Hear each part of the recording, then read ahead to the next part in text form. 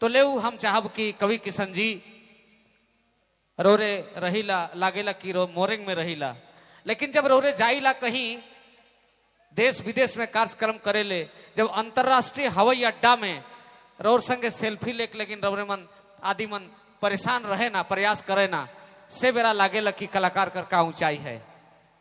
बहुत बहुत स्वागत है अपने कर फिर से एक बार। एक और गीत हम आपसे निवेदन करेंगे, उसके बाद फिर हमारे और स्टार कलाकारों का यहाँ पर आज जमावड़ा है। और एक गीत कवि किशन बाबू बटले। बहुत बहुत धन्यवाद।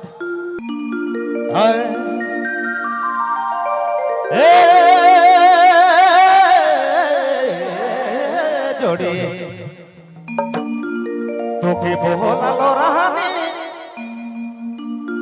तोके मोहे देखी रहो जम टोली मिला डाले दिल रे मोरो दिल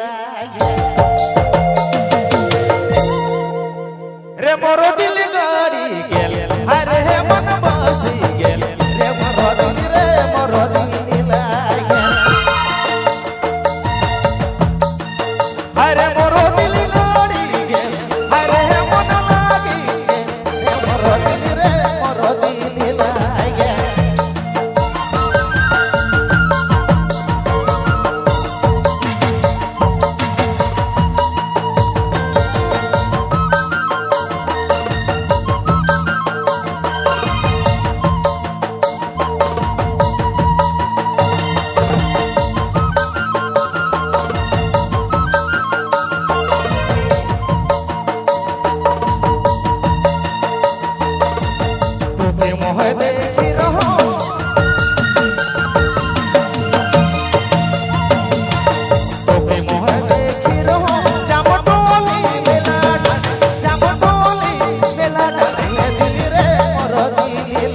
yeah.